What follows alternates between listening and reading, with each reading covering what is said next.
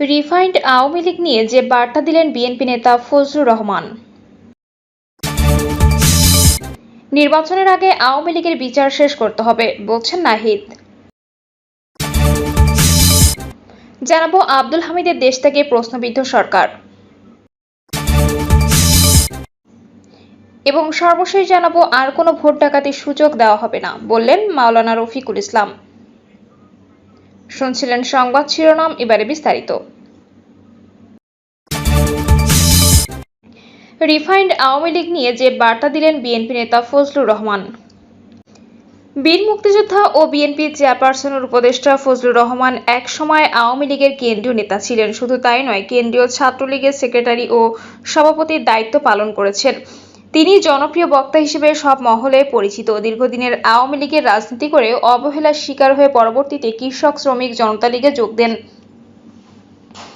2001 সালে বিএনপিতে যোগ দিয়ে কিশোরগঞ্জ জেলা শাখা সভাপতি পদ পান। বর্তমানে তিনি বিএনপি চেয়ারপারসনের উপদেষ্টা হিসেবে রয়েছেন।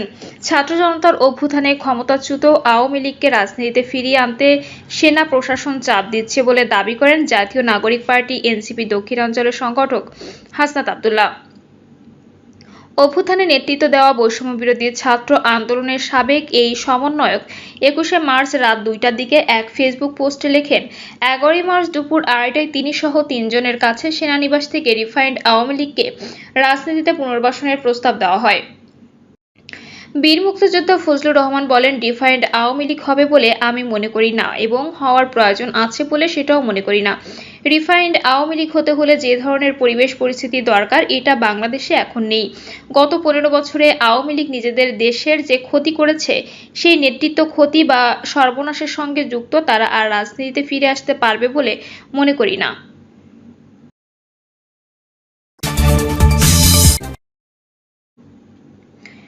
নির্বাচনের আগে আওয়ামী লীগের বিচার শেষ করতে হবে বলছেন নাহিদ।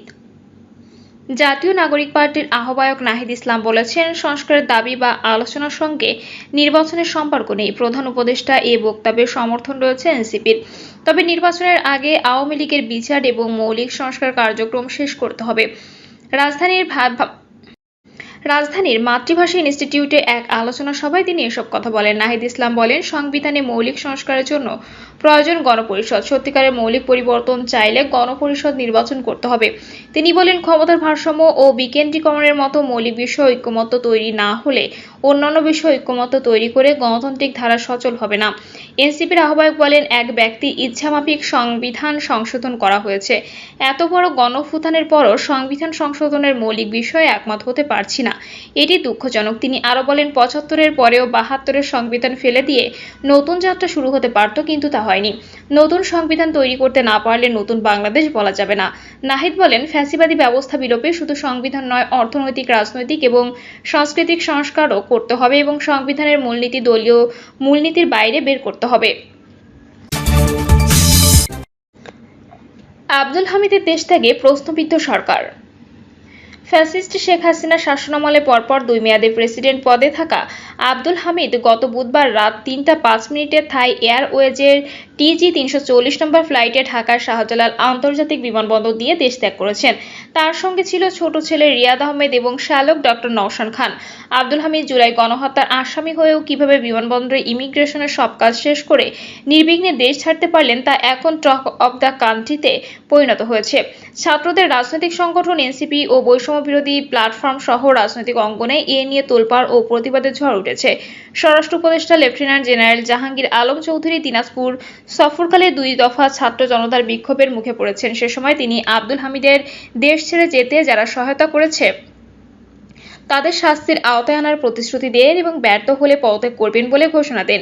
ইন্টারপোলের মাধ্যমে তাকে ফিরিয়ে আনার কথাও বলেন। ইতোমধ্যে কিশোরগঞ্জের পুলিশ সুপারকে প্রত্যাহার দায়িত্বে অবহেলার জন্য এসপি ইমিগ্রেশন পুলিশের অতিরিক্ত পুলিশ সুপারকে সাময়িক বরখাস্ত, এসবির এক এসআই এবং কিশোরগঞ্জে আব্দুল হামিদের বিরুদ্ধে করা মামলা তদন্ত কর্মকর্তা এসআইকে প্রত্যাহার করা হয়েছে।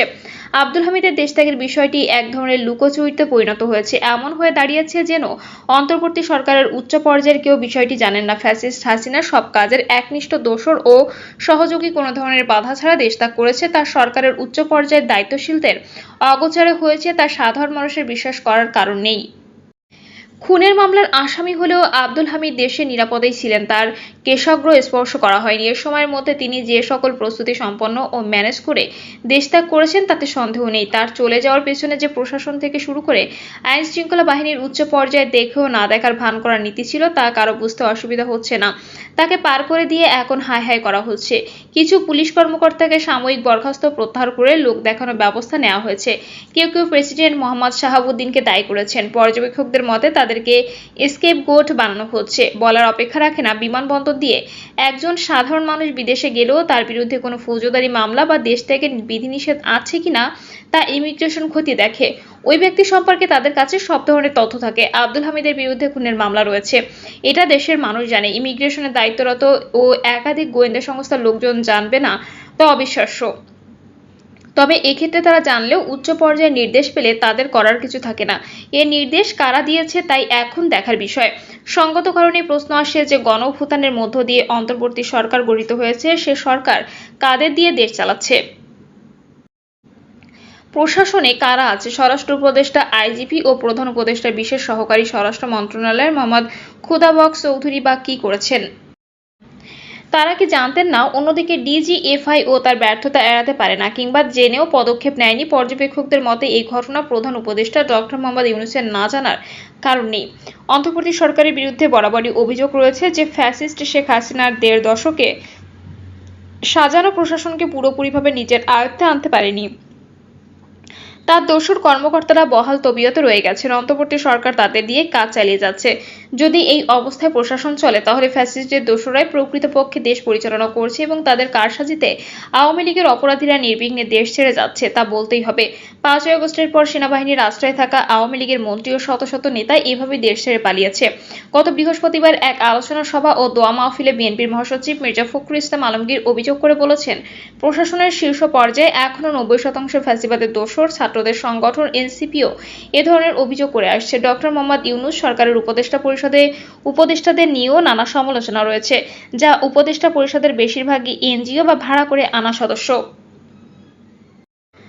এমনকি দ্বৈত নাগরিক দিয়ে সংস্কার কমিশন গঠন করা নিয়েও সমালোচনা রয়েছে। গতকাল ইংরেজি দৈনিক নিউ এজ এর লিড স্টোরিতে প্রধান উপদেষ্টা ডক্টর মোহাম্মদ ইউনূসের রাষ্ট্রীয় সুবিধা ব্যবহার করা নিয়ে সমালোচিত হওয়ায় নানা তথ্য উঠে এসেছে।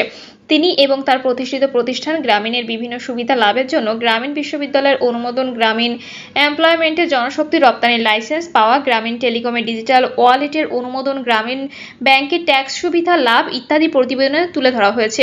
এছাড়া ডক্টর মোহাম্মদ ইউনূস ক্ষমতায় আসার পরপরই তার ও তার সহযোগীদের বিরুদ্ধে করা শ্রম আইন লঙ্ঘন এবং মানি লন্ডারিং মামলা যথাযথ আইনি প্রক্রিয়া না মেনে ডিসমিস করে দেয়া নিয়ে প্রশ্ন তোলা হয়েছে। আইন বিশেষজ্ঞ ও পর্যবেক্ষকরা মনে করছেন, ক্ষমতায় থেকে নিজে ও নিজের করা প্রতিষ্ঠানের সুযোগ সুবিধা লাভ ও সরকারের নিজের লোকদের বসিয়ে স্বজনপ্রীতির কারণে ডক্টর মোহাম্মদ ইউনূসের জনপ্রিয়তা বিশ্বাসযোগ্যতা দ্রুত কমছে। অন্তর্বর্তী সরকারের ১০ মাস চলছে। গণঅভ্যুত্থানে ফ্যাসিস্ট শেখ হাসিনার পতন ও পালিয়ে যাওয়ার পর বিপুল জনসমর্থন নিয়ে জন আকাঙ্ক্ষা পূরণে যে ধ্বংসস্তূপের মধ্যে দাঁড়িয়ে সরকার দায়িত্ব গ্রহণ করেছে সে আকাঙ্ক্ষা পূরণ করতে পারেনি। মানুষের জীবনযাপন সহজ ও আয় বৃদ্ধি করা, কর্মসংস্থান ব্যবস্থা করা, বেকারত্ব কমিয়ে আনা, ব্যবসা বাণিজ্য ও আমদানি রপ্তানি সহজ করা, শিল্প কারখানায় উৎপাদন বৃদ্ধিতে সহায়তা করা, কারখানা বন্ধ হওয়া ঠেকানো, বিনিয়োগ বৃদ্ধি সহ সার্বিক অর্থনীতিকে শক্ত ভিতের উপর অন্তর্বর্তী সরকার দাঁড় করাতে পারেনি। উল্টো এর সবকিছু সূচকই নেতিবাচক দিকে ধাবিত। দারিদ্র্যসীমা আরও নিচে নেমেছে। সরকারের এদিকে মনোযোগ আছে বলে মনে হয় না। এতে সরকারের উপর থেকে জনসাধারণের আস্থা কমে যাচ্ছে। তারা ক্ষুব্ধ ও হতাশ হচ্ছে। উপদেষ্টাদের খুব কমই রয়েছে যারা সিগনিফিকেন্ট বা দৃশ্যমান কৃতিত্ব দেখাতে পেরেছেন। যতই দিন যাচ্ছে সরকারের ইমেজ ও পারফরম্যান্সের সূচক নিম্নগামী। এদিকে গুরুত্ব না দিয়ে সরকারের পুরো মনোযোগ সংস্কারের দিকে। বৃহৎ রাজনৈতিক দল বিএনপি বরাবরই বলে আসছে, রাষ্ট্র সংস্কার একটি দীর্ঘ ও চলমান প্রক্রিয়া। অন্তর্বর্তী সরকারের উচিত প্রয়োজনীয় যেটুকু সংস্কার দরকার তা দ্রুত করে নির্বাচন দিয়ে দেওয়া। সংস্কারের নামে সময় ক্ষেপণ করা বা ক্ষমতায় থাকাকে দীর্ঘায়িত করা কাম্য নয়। পর্যবেক্ষকরা তাও মনে করছেন, কারণ সরকার দেশ যথাযথভাবে পরিচালনা করতে পারছে না। চারদিক থেকে তার ব্যর্থতা ফুটে উঠছে। সরকারের হানিমুন পিরিয়ড অনেক আগে শেষ হয়েছে। এ সময় শেষে অর্থনৈতিক উন্নয়নের মাধ্যমে দেশের মানুষকে ভালো রাখার যে সক্ষমতা দেখানোর প্রয়োজন ছিল তা দেখাতে পারছে না।